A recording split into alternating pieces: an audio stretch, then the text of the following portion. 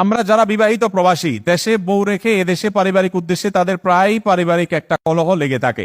তা হলো বউয়ের সাথে কথা বললে আমাদের বাবা মার নামে অনেক অভিশাপ করে, আবার বাবা মার সাথে কথা বললে তারা বউয়ের বিরুদ্ধে অনেক অভিযোগ শোনায়। এমত অবস্থায় স্বামী বা সন্তানের সাথে মানসিক অশান্তিতে থাকি, কিভাবে সমাধান করতে পারি? সবচেয়ে দরকারি প্রশ্ন এটা, যতগুলো বললাম এর মধ্যে সবচেয়ে দরকারি। কেন দরকারি?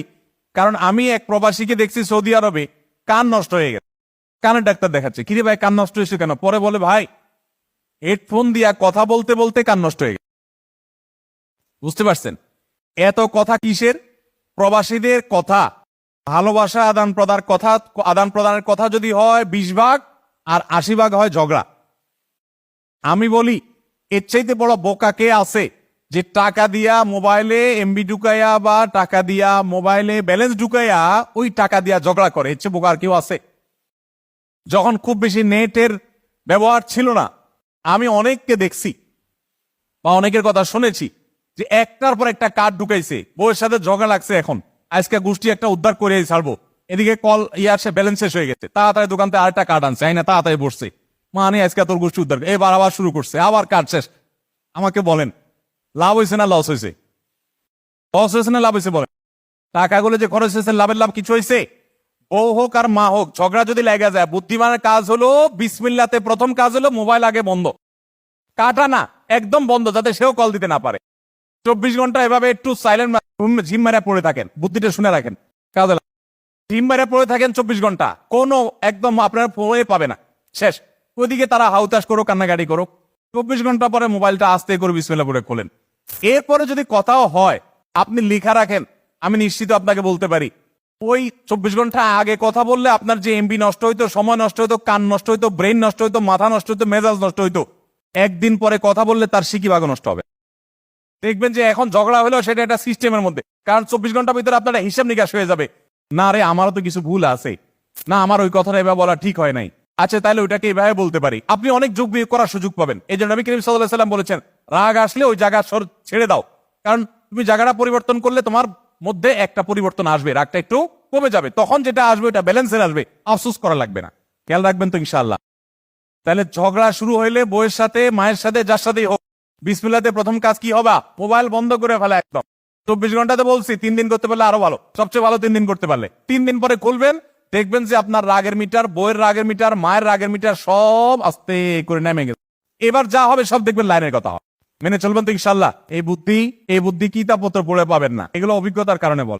আমি অবশ্য বউ বাচ্চা রেখা খুব বেশি বাইরে ছিলাম না, যতদিন ছিলাম বউ বাচ্চার সাথে নিয়েই, অল্প কয়েক মাস মাত্র ছিলাম, কারণ এটা আমি এটা খুব গুরুতর বিরোধী যে বউ বাচ্চা রেখা বছরকে বছর পড়ে থাকবে, ঝগড়া। প্রবাসীরা অসুখী, এত কষ্ট করে টাকা পয়সা দেয়, এরপর সুখ শান্তি নাই। বউ তো কষ্ট করে ওখান থেকে, কারণ স্বামীকে রেখে সে দূরে একা একা থাকতে হয়, কিন্তু শান্তি নাই। আচ্ছা, মূল প্রশ্ন উত্তর দেওয়া হয় নাই। মার কাছে ফোন করলে বউয়ের বদনামি, আর বউর কাছে ফোন করলে মায়ের বদনামি, আড়ার পুতার গসায় মরিচের অবস্থা শেষ। প্রবাসীদের অবস্থা সেটা। বুদ্ধি কি? বুদ্ধি শুনেন, ভালো করে শুনেন। বুদ্ধি হলো বউয়ের কাছে যখন কথা বলবেন তখন বউরে পরিপূর্ণ সাপোর্ট দেওয়ার চেষ্টা করুন। বেশি উল্টাপাল্টা করলে পারলে একটু 2-1 লাইন সংশোধনী দিবেন। আর যদি দেখেন যে না বেশি ওয়াজ করতে গেলে বেলাইন হয়ে যাচ্ছে, মার বিরুদ্ধে উল্টাপাল্টা বললে, আপনি আসে না আমাদের মায়েরা অনেক উল্টাপাল্টা করে না, সব মাও তো ফেরেশতা না, তখন এবার বউরে বলবেন, দেখো আমার মা তো কোরআন হাদিস মা বাবার সাথে অসৎ ব্যবহার করতে নিষেধ করছে, না হলে কি যে করতাম, তোমার এই কষ্ট দেয়, আমার যে কি লাগে আমি যে কিভাবে বুঝাইতাম, আর কি কইতাম, শুধু 1 লাইন বলে দিলাম, বাকিটা আপনারা বুঝে নিয়েন। এইভাবে বউরে পাম্পটি দিয়া প্রশংসা করে, পাম্পটি না আসলে ভালোবাসা জাহির করে বেচারিকে আশ্বস্ত করবেন, তুমি একা পড়ে আছো, তোমার কষ্ট আমি বোঝার চেষ্টা করে, দেখো এই কষ্ট সারা জীবন থাকবে না, আমি আর কবছর থাকবো, চলে আসবো ইনশাল্লাহ, এগুলো থাকবে না। এরকম যদি করেন, আপনার বউ আপনার পরে 1 লাইনে খুশি হবে না। কি বলবে জানেন? এরকম করলে বলবে কি, আমার জামাইটা, আমার স্বামীটা সোজা সরল মানুষ, কিন্তু লোকটা ভালো, মানুষটা ভালো, তার নিয়তটা ভালো, সে আমাকে ভালোবাসে, কিন্তু সোজা, এই জন্য কিছু বলতে পারে না, নরম মানুষ। একই কাহিনী মায়ের সাথে করবেন। আবার মা যখন ফোন দিয়ে করবে, আরে তোর বউ কি করছে জানোস, কোনো কাহিনী করবেন না, বলেন হ্যাঁ মা কি করছে ক, শেষ করে শুনে নেবেন এমন সব। আরে ক কি মা, এত কিছু করছে? আরে মা রাসূল জীবনে কোনোদিন বউদের গায়ে হাত তোলে নাই, যদি ইসলামের সুযোগ থাকতো মা এর চামড়া আমি তুলে ফেলাইতাম, কিন্তু শরীয়ত তো সেটার অনুমোদন করে না। মা পরের ঘর থেকে আসছে, কি আর করবা মা, নিজের মেয়ের মতো কি আর হবে, পরের ঘরের মেয়ে দিন শেষে। আচ্ছা দেখি আমি পুষ্টি উদ্ধার করে ফেলাবো। শেষ। মা দেখবেন ঠান্ডা, কিছুই করলেন না। মায়ের কথা শুনে অনেক ছেলে জিদ খুলা হাতারাদা খুলা বোরে ফোন দেয়, পুরা এত বড় সাহস আমার মার এটা কইছস। আবার ওই কথা শুনে আর সে মারে কয়, মা তুমি নাকি এটা কইছ। এগুলোর নাম আমি দিয়েছি ব্যাক কল।